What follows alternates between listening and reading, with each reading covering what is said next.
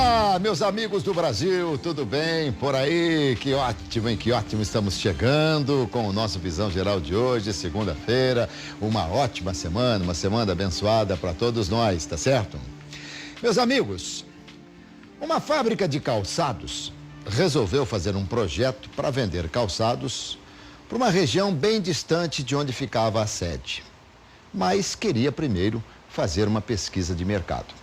Então, enviou para esta região 2 funcionários para fazer a pesquisa. Ao chegarem lá, a coisa foi muito rápida. Um dos funcionários imediatamente fez um relatório para a empresa dizendo o seguinte: parem com o projeto, aqui ninguém usa sapato. Já o outro funcionário mandou um relatório para a empresa assim: acelerem o processo. Iniciem imediatamente a produção. Aqui ninguém usa sapato, por enquanto. Uma mesma situação pode ser vista de formas diferentes. A história do copo meio cheio, meio vazio. E o copo da sua vida?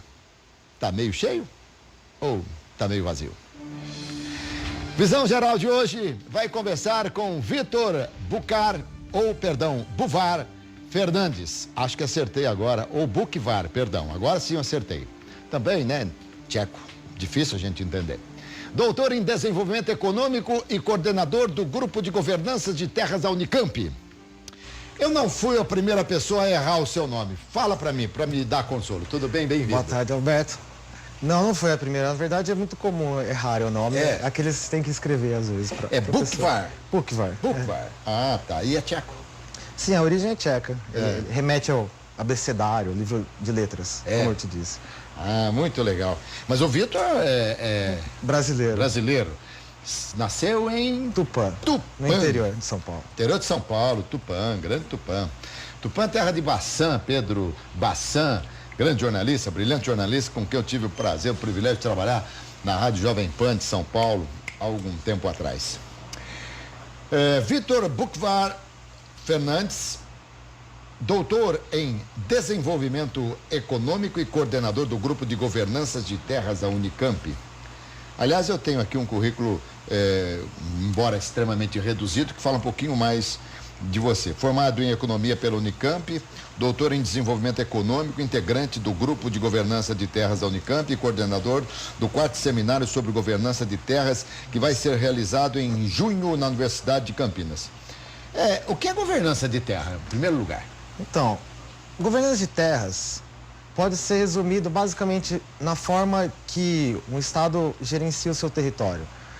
E o termo governança é diferente de gestão, exatamente porque a acepção que a gente usa, pelo menos, é você, não só o Estado gerindo o seu território, mas também comunicando, interagindo, articulando junto com a sociedade civil, o mercado, o setor privado, ONGs. Entendi. E todos os outros interesses. Então a ideia é, além do só o Estado, como a sociedade como um todo pode controlar o território. Bom, primeiro que você já disse que tem a diferença de governança e gestão. Para mim era tudo igual. O governador, ele faz o quê? Governança ou ele faz uma gestão? O termo vem do inglês, então ele tem uma... É meio confuso, digamos assim. Mas assim, a nossa acepção, porque ele não tem... Tem gente que fala a mesma palavra utilizando outra acepção. Então a gente definiu para uma acepção comum, pelo menos no nosso grupo, que é que você tenta privilegiar esse outro enfoque que é além de você cuidar do Estado gerindo uma coisa. Tá. Participativo. No coloquial assim, eu te chamo de Dr. Vitor ou Dr. Buchvar? Pode me chamar de Vitor, mas se quiser chamar de doutor, eu acho muito pomposo. Não, mas é pomposo, mas você estudou tanto, doutorado nesse país aqui é uma coisa séria, né? Sim. Então, acho que você tem que... Esse título precisa ser colocado sim antes. Então, doutor Vitor, que até não tem perigo de errar, né? Como é que essa participação você que participa, que lidera esse grupo de governança de terra, falamos aí já, você já deu mais ou menos uma explicação do que vem a ser governança de terra, mas como é que é a frente de trabalho de vocês nesse programa? Então, a gente trabalha com várias coisas. Só fazendo um adendo aqui, eu sou um coordenador ali dentro do grupo, mas a pessoa-chefe lá é o professor Bastian Heydon, que é o meu orientador. Foi meu orientador no doutorado e a gente continua trabalhando junto, né? O que a gente faz, o grupo foi montado porque começou a haver demandas de pesquisas e estudos. Inicialmente a gente começou puramente acadêmico, fazendo pesquisas sobre a problemática de terras na Amazônia, os impactos com conflito, desmatamento. E com o passar dos anos a gente foi trabalhando também com a problemática urbana, que antes a gente trabalhava mais com a zona rural. E é impossível você tratar de governança de terra sem trabalhar com a parte urbana também, certo? Claro. Que é um dos grandes problemas que existe no Brasil, inclusive remete à realidade urbana e problema de território, certo? Hoje em dia a gente tem já um número, em termos percentuais, de quantos imóveis estão irregulares no Brasil, não? Então, essa informação, ela é complicada de se trabalhar, porque não existe um levantamento como se fosse um censo sobre todos os imóveis urbanos e quantos são irregulares, certo? Mas, por causa disso, a gente conseguiu juntar o interesse do BID, que é o Banco Interamericano de Desenvolvimento, com a sede em Washington lá, e eles contrataram o grupo de governanças para fazer uma pesquisa sobre isso no Brasil. Eles estão fazendo essa pesquisa em outros lugares também, e eles queriam saber o caso do Brasil e foi escolhida a região metropolitana de Campinas para fazer esse levantamento. Então são 20 municípios e a gente acabou fazendo uma pesquisa... a mais que a região metropolitana, que são 19, né? É, 19? É. Porque, bom, a gente começou com 20 municípios, mas no final das contas a gente só pegou os municípios com mais de 15 mil habitantes para você construir uma amostra que fosse estatisticamente significante para você falar da região metropolitana. E como é que foi a conclusão disso? Então, o estudo foi muito interessante porque a gente abordou várias coisas que não são só relacionadas à problemática da informalidade ou da irregularidade de título, essas coisas. Sendo que o foco central era esse. Era uma pesquisa sobre o custo de moradia e a informalidade ou irregularidade dos imóveis. O dado mais interessante que a gente conseguiu foi que, em termos de documentação que comprova a propriedade de um imóvel urbano, dentro da nossa amostragem inteira, apenas 1/3 tinha título de propriedade. Quase 70% não? É, exato. Olha, que coisa. Então, aí absurdo, primeiro a gente disputou essa informação, falou, vamos revisar os dados, porque foi tudo entrevistas. Então, foram mais de 643 entrevistas.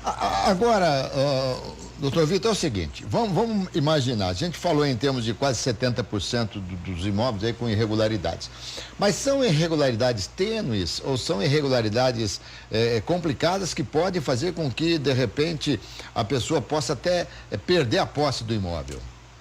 Então, essa foi uma das nossas preocupações inicialmente, porque o estudo inicial, a proposta, dado que foi feito pelos americanos, a ideia, a visão que eles tinham sobre isso era ou é ou não é. Sabe, ou tem título ou não tem título de propriedade. O que, pra gente que já trabalha aqui no Brasil, tem uma complicação quando você entra nessa área da parte de leis e de direito, as coisas não são tão simples quanto aparentam. Então a gente constrói um conceito, uma ideia, que é basicamente uma escada de direitos. Então você tem mais informações, mais documentação, que pode te dar mais segurança com relação à propriedade daquele imóvel. Mas se você for uma acepção estrita, legal, você tem que ter o título de propriedade registrado no cartório de registro de imóveis. Então, senão não é dono, digamos Se não é dono. Senão não é considerado dono pleno. Tá, entendi. Não existe um cartório de imóveis para o Brasil todo? Tudo tem que ficar picado em vários cartórios de registro de imóvel? Porque, de repente, seria muito mais fácil, ou estou enganado? Então, eu posso dar a minha opinião, mas eu não posso dizer que é a melhor forma. A opinião de um doutor é sempre a opinião de um doutor. Por exemplo, tem países que você tem um serviço de registro centralizado. No nosso caso, o histórico de construção nacional não foi assim. A gente tem a instituição dos cartórios, ela é uma instituição importada ibérica, entendeu? Da França e Espanha. Então você tem toda uma tradição que leva a isso. Isso em si não é um problema. O que existe de problema, na minha opinião, novamente, é que você tem uma disparidade muito grande entre os cartórios. E não tem uma forma de articulação entre eles que coloque regras gerais ou, por exemplo, você não pode falar que a situação de um cartório de registro de imóveis da capital, de São Paulo, vai ser a mesma que um cartório numa comarca que seja bem do interior do Pará, por exemplo. Mas outra coisa, você sabe me dizer por que é tão caro? Você passar uma escritura já é caro. Registrar, não sei se é o mesmo valor da escritura, deve ser um pouco mais barato. Mas você tem, se você somar o que você paga da escritura, o que você paga pro registro, aquelas taxas todas que tem, eu não seria exagero na minha visão de falar que é quase 10% do imóvel. Pode chegar próximo a esse valor. Mas assim, como eu já trabalhei com essa informação bastante vezes, eu tenho que dar aqui um lado para a palavra para os cartórios, porque muitas vezes há confusão de um imposto que é municipal, que você paga na hora de você lavrar a escritura, que tem a taxa que o cartório os emolumentos lá que o cartório vai recolher, mas geralmente o maior valor desse primeiro registro da escritura, ele é de imposto e é referente ao município, ele tem alguma variação, dependendo do lugar. Imposto, é o ITBI, é isso? Esse imposto que se cobra? Acho que sim.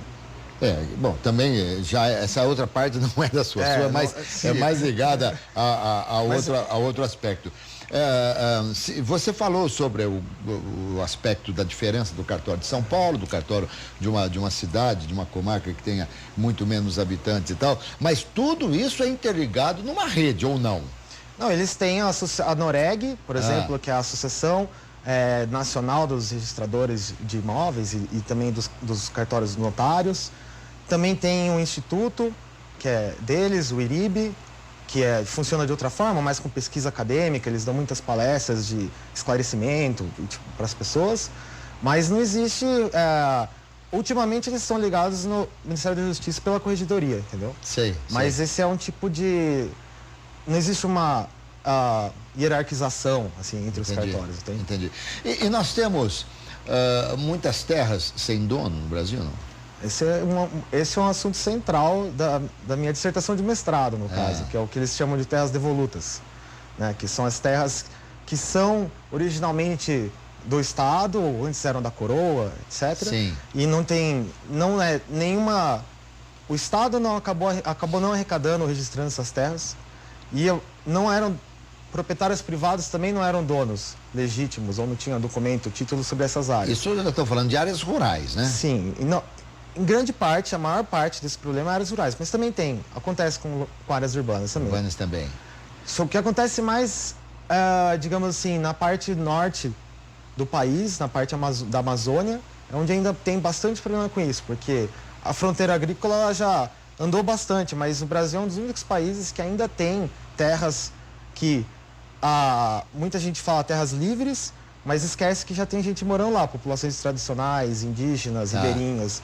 Então, agora, são livres, são só não apropriadas por outras pessoas. Doutor Vitor Buchvar Fernandes, isso é um convite para as invasões, não? Eu acho que eu poderia dizer assim, para não falar um convite para as invasões, a falta de uma ingerência do Estado melhor, um controle, um conhecimento melhor sobre o seu território, acaba abrindo margem para esse tipo de problema de grilagem, de ocupação não legítima.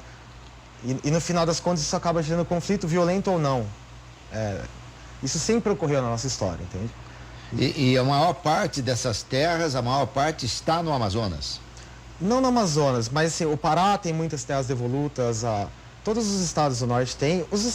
Todos os estados o brasileiros... Sudeste é diferente. Acho que tirando Rondônia e um ou outro estado que teve uma ocupação diferente, quase todos ainda têm resquícios remanescentes de terras devolutas ou glebas grandes. Mas e aqui o nosso Nordeste? Porque por exemplo, você vai fazer uma viagem de avião, aí você vê o que nós temos de terra nesse país é um negócio impressionante, né? Você anda de avião, você só vê terra, tal, não sei o quê.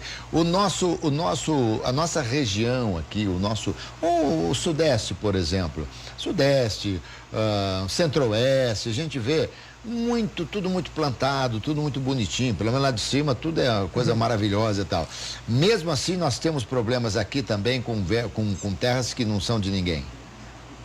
Existe sempre problemas com essas terras, dado que por exemplo, existe um caso em São Paulo que a gente estudou, isso na Grande São Paulo, que duas partes estavam brigando por essa região e nenhuma das duas tinha um documento de fato comprovatório, assim, um título de propriedade registrado no nome dela ou comprado de outra pessoa. Então, essa insuficiência não digo controle, essa insuficiência no conhecimento da realidade de fato abre margem para que dê esse tipo de disputa, entende? Tá, imagino. Bom, dá licença um pouquinho aqui, doutor Vitor, que a gente volta já e continua esse assunto, tá bom? Aqui da nossa Unicamp. Aliás, doutor, na Unicamp agora em junho vai ter o congresso, é isso? Sim, dia 4, 5 e 6. 4, 5 e 6. O que vocês vão tratar? É a 4ª edição do nosso congresso, que a temática é sempre pautada na relação entre a governança de terras e o quanto ela pode contribuir para o desenvolvimento econômico. E cada ano a gente procura trazer um tema que esteja mais em voga, digamos assim. Aí, ano passado a gente teve uma MP, que foi também trabalhava com regularização de terras. Agora, esse ano, especificamente, a gente está trabalhando com o tema é a regularização simplificada, que é uma nova forma de você... Eles criaram uma lei, que é a Lei 13.465, de 2017, em junho. E essa lei, ela trata de unificar os procedimentos de regularização fundiária para facilitar a atuação, especialmente das prefeituras, outros órgãos que também quiserem trabalhar com isso, estaduais, assim, federais é mais difícil, mas para você conseguir trazer para a regularidade, dar o título de propriedade para quem não tem. Tá, quais são as instituições envolvidas nesse congresso? Então, nesse congresso é muito múltiplo, porque trazendo a ideia do que a gente estava conversando sobre governança, trazer uma articulação entre várias partes da sociedade, tanto da setor privado, quanto a sociedade civil e o Estado. Esse congresso representa bem isso, porque a gente tem gente que vem do INCRA, gente que vem do judiciário, juízes que trabalham com isso, ou muitas pessoas que trabalham em empresas, especialmente as empresas de papel e celulose, a Fibria, a Suzano e outras, a Klabin já trouxe gente para participar. Quando eu não sou dono, você não é dono, ninguém sabe quem é dono da terra, a terra é do governo. Não é tão simples assim. Às vezes ela fica, como posso dizer, num vácuo ali Olha aí. Não existe dono, basicamente. E como é que se vai... bom, aqui nós reclamamos tanto na reforma agrária, essa coisa toda. Como é que se faz com tanta coisa assim, com tantos problemas? Então, da minha opinião, aqui eu acho que o Brasil, como a gente já estava falando, tem muita terra, certo? Tem um espaço, é um país continental, digamos assim, o tamanho do país. Sem dúvida. E eu acho que é possível você colocar áreas para a expansão do agronegócio, áreas de proteção, áreas para populações tradicionais protegidas, áreas para os indígenas, por exemplo, para diversos... Agora, quando você fala, e até vem muito ao encontro da sua atividade, que é o desenvolvimento econômico, isso aí trava, né? Quando você não é dono, eu não sou dono, ninguém é dono, isso aí está parado. Sim. Na teoria. Sim, é o que... basicamente aquela ideia de se você não tem segurança sobre aquilo, você não vai investir naquilo. Com certeza. Por exemplo, se você não sabe, você comprou, digamos assim, se comprou um imóvel de alguém, só que você tem um contrato de compra e venda. Você tem mais garantia, digamos assim, é mais fácil você mostrar que você mora ali do que outra pessoa. Mas se você for para a justiça e outra pessoa aparecer com título de propriedade registrado, você perde. Pensou? Entende? Que nem aqui no nosso... Você, todo momento, quando você anda pelas estradas, né? As concessionárias colocam, ao construir na beira da rodovia, consulte a documentação e tal, porque de repente você pode construir alguma coisa e não ser dono. Aí você vai pensar duas vezes antes de investir naquilo. Sem dúvida. Exatamente. Agora, qual que é aí uma questão até de opinião do doutor Vitor, em relação ao governo ter uma determinada terra improdutiva, claro, não estou nem pensando em termos de reforma agrária, mas não existe nenhum mecanismo que o governo possa ceder, emprestar, alugar, fazer alguma coisa para que ela passe a ser produtiva? Tá. Aí eu faria uma ressalva de se a terra ser produtiva em específico é o que a gente tem de finalidade em todos os lugares. Porque às vezes é interessante, por exemplo, cabeceiras de rio ou, por exemplo, áreas protegidas, não é interessante que se transforme aquilo numa plantação de soja, por exemplo, no meio da Amazônia. Isso aí você perde o valor dos serviços ecológicos que aquilo pode prestar ou simplesmente se é uma área de um povo que mora tradicionalmente ali. Mas, voltando, fazendo essa ressalva, existem várias formas que o governo pode transformar essas áreas em produtivas. Mas cai de novo na ideia que eu sempre falo que você precisa primeiro ter um cadastro que agregue, que o governo saiba qual terra é de quem e aonde, certo? Porque aí você pode trabalhar, por exemplo, pegar uma área que está sem utilização produtiva e falar assim, cumpriu tais critérios aqui, ó, se a pessoa não tem já terra em outros lugares, se ela vai trabalhar essa terra produtivamente, etc, etc, etc, o governo pode vender aquela terra em leilão, por exemplo, mas primeiro ele precisa registrar aquela terra no nome dele. O Vitor, quando a gente vai comprar um imóvel, por exemplo, eles pedem, as pessoas que vão vender precisam ter aí, nossa, tanta coisa, vintenária, quartenária aí, sei lá, sexagenária, tudo que eles pedem para você saber, a própria idoneidade do imóvel, né? Se o imóvel está em condição de ser vendido, é a ficha efetiva do imóvel.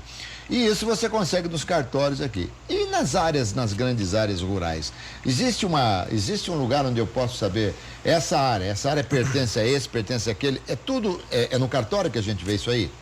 Então, hoje a gente tem separado. O cartório de registro de imóveis vai te trazer como se fosse um cadastro das matrículas que eles têm, certo? Sim. Mas o órgão público não necessariamente registra no cartório. Então, você já tem um cadastro segmentado. Então, você tem, com certeza, as propriedades privadas vão estar no cartório, as que tiverem matrícula, certo? Ou seja, um título registrado, uma escritura registrada.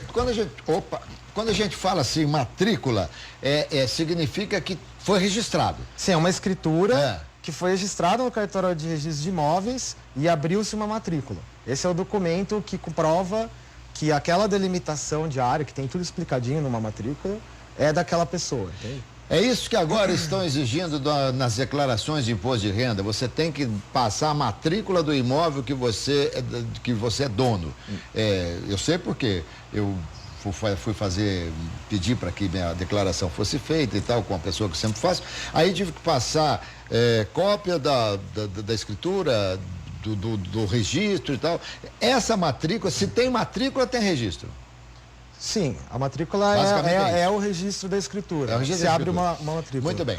E, por exemplo, quando existem cessões de direito, você compra um imóvel e ao você fazer a escritura, vem lá, cessão de direitos e tal, sobre o uso, não sei o quê. Essa cessão de direito é uma escritura, não? Então, aqui eu vou fazer mais uma ressalva, que eu não sou advogado, então eu tenho minhas dificuldades com os termos. Se você não quiser responder, não tem problema. Não, até onde eu entendo, a cessão de direitos, por exemplo, um exemplo clássico de tipo de cessão de direito é os títulos da reforma agrária, por exemplo. Você tem toda uma condicionalidade que tem que ser cumprido e aquilo fica provisório. Então, aquilo lá você não pode vender, por exemplo, o seu lote. Você não tem o gozo pleno da propriedade. Então. Aí, depois de um tempo, você pode transformar aquilo em propriedade igual uma propriedade privada, normal, com título, escritura.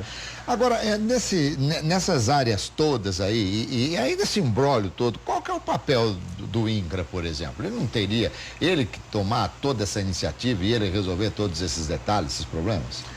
Então, é impossível, né? Um órgão só resolver todos os problemas. Tudo bem, mas ele não pode ter várias subsedes, várias subdivisões? O INCRA é um dos órgãos federais mais capilarizados. Eles têm o orçamento do INCRA tem diminuído ano a ano, mas em termos de função do órgão, existe um estatuto, né, do órgão, tal, que define, mas existe também muito da vontade política, certo? Quem determina o que o INCRA deve cumprir, qual vai ser as prioridades, Sei. onde eles vão concentrar mais esforços.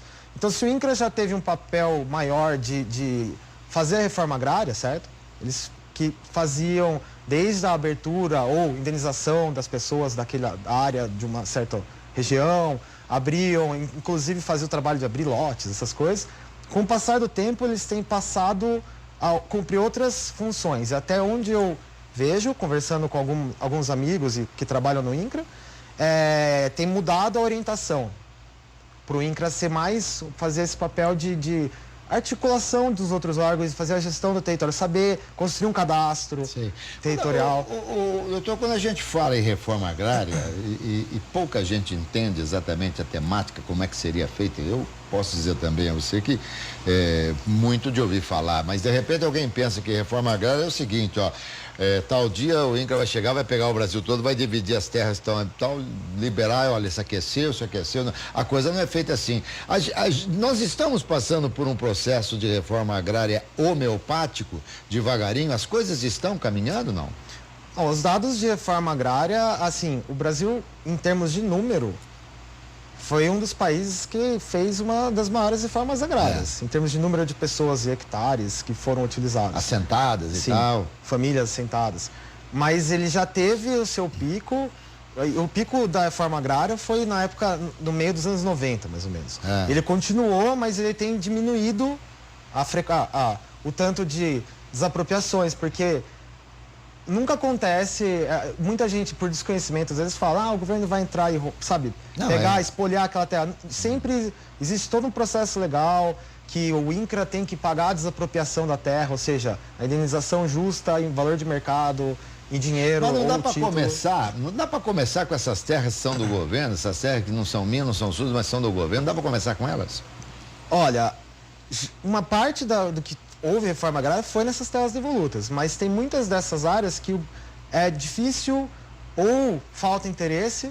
A maior parte das vezes é que é difícil, mas às vezes existe casos que falta interesse ou porque é uma área cobiçada, entende? Não querem que o governo se aproprie daquela área, apesar de as pessoas que disputam não serem donas ou não quererem comprar aquela área, alguma coisa assim. Mas poderia ser utilizado essas terras com mais eficiência se, voltando um passo atrás, tivesse um cadastro. Há muita briga por terra, muita disputa. Eu acho que sempre houve. Armada mesmo? Depende do lugar, sim. Isso é bastante comum. No Brasil, tanto de liderança de associações ou ONGs que são socioambientais, ou gente que trabalha mesmo, tipo líder comunitário. O Brasil acho que tem subido nos últimos anos muito fortemente o tanto de assassinatos que acontecem relacionados a isso. Então, isso por si já é indicação que existe problema. Sem dúvida. Se tivesse tudo normal, contigo, comigo, não haveria problema nenhum, né? No máximo processo. Sem dúvida, né? Não precisa chegar às vias de fato, né? Vitor Buchvar, falando sobre terras. Aliás, terras, hein? Antigamente, né, quando... isso diziam os antigos, olha, propriedade é propriedade, não acaba nunca. Hoje ainda é bom negócio ter propriedade? Olha, dado que a terra continua se valorizando todo ano, acima da inflação, sempre um bom negócio. É um bom negócio, né? Com certeza. Aquela história que quem casa quer casa, né? Esse negócio todo. O querido doutor Vitor, fala pra mim, a gente falou aqui, então, já falamos dos problemas, você já disse dos problemas e tal, e quais são, assim, os caminhos que se podem tomar para iniciar efetivamente a solução dos problemas? Bom, então, primeiro tem a parte, digamos, estrutural, a parte, saindo do geral para o mais específico, se a ideia de governança é a articulação dos vários setores que usam a terra e fazem planejamentos com a terra e políticas públicas com a terra também, você precisa saber, ter informações sobre quem é dono do quê, aonde, até quando, ou até quanto tempo, dependendo se for arrendamento, essas coisas. Então você precisa de um cadastro. Partindo disso, você construiu um cadastro multifinalitário, que vários órgãos têm os seus cadastros. Sem dúvida, tem que ser. Só que eles não são integrados. Então, inicialmente, a tábula rasa seria isso daí. A partir disso, você pode fazer diversas políticas, você pode discutir mudanças de regras, estabelecer regras novas e articulando todos os participantes, digamos assim, você tem como gerir de uma forma participativa, democrática e que agrade ao máximo de pessoas possível ao mesmo tempo. Uma das coisas um dos instrumentos que a gente está apostando, que existe um futuro, digamos assim, ele pode resolver certos problemas no curto e médio prazo, sem gastar muito dinheiro, sem onerar muito, uma política pública que não é tão onerosa, é a regularização fundiária, a regularização de terras, Sim, como sinônimo, que é aquilo que a gente estava discutindo, de você pegar quem não tem documento, porque muitas pessoas, ou por desconhecimento, às vezes por exemplo, populações mais humildes, populações ribeirinhas, ou outras poceiros tradicionais que a família mora naquele lugar faz, sei lá, mais de 5, 6 gerações. Você pode garantir a essa pessoa um título de propriedade, porque ele, de fato, ele já mora ali, já tem aquilo lá, só que ele não tem o título. perfeito. E isso, enquanto a terra é de ninguém, o município, o estado, eles não recebem nada, não é isso? Também, em partes, o que tem sido também de interesse dos municípios, principalmente, na parte Sim. de regularização urbana, né? É exatamente isso. Você pode construir, saber quantas pessoas moram em qual bairro, você pode pôr regras que quando você tem uma ocupação, as pessoas, geralmente elas não ocupam o lugar porque elas preferem, certo?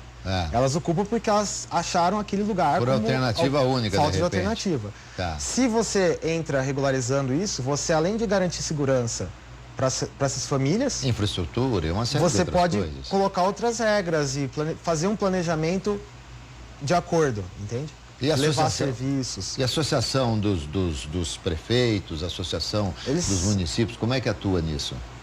A associação dos prefeitos, eles têm dialogado com essa pauta, mas eu acredito que ainda está no momento que eles estão analisando, sabe assim? Eles estão querendo se informar, por isso que a gente resolveu também colocar o tema do seminário como esse, diretamente.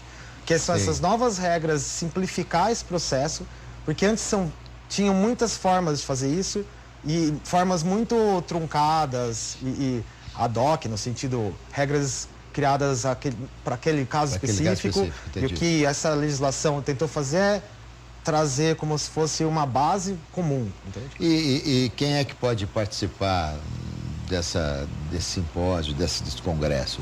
Qualquer pessoa pode participar do congresso, ele é livre, tem uma taxa de inscrição, ele é R$50 para estudante e R$100 para quem for não estudante, digamos assim, mestrado, doutorado, pós-graduação também conta. Tem acesso em todos os dias, não? Tem acesso aberto, tipo, depois que você pagou a inscrição, é tudo bem tranquilo. E você vai começar na segunda-feira, dia 4 à noite, que vai ser a recepção, a abertura, que a gente tem gente do governo, gente de empresas, que a gente elegeu as pessoas que representam ali os setores. Eles vão fazer uma abertura institucional, digamos assim, falar sobre cada parte deles. E aí as atividades começam na terça e na quarta-feira. Sempre alguma coisa de positivo, sempre alguma coisa de bom será extraído desse seminário? Sim, a nossa ideia é pôr as pessoas e as entidades representantes que dialogam com esse movimento relacionado com a terra para conversar. Óbvio que sempre tem conflito, sempre tem limites de onde os interesses podem ser acomodados, mas é o 4º ano que a gente vai fazer, e todos os outros anos a gente saiu com pautas positivas. Então foi apontando para alguma coisa melhor do que já tinha. Muito bem. Bom, para você que está em casa aí, que de repente, depois dessa entrevista aqui, você vai lá dar uma olhadinha, você não tem o registro de imóvel do seu imóvel, por favor, registre, porque é o que vai...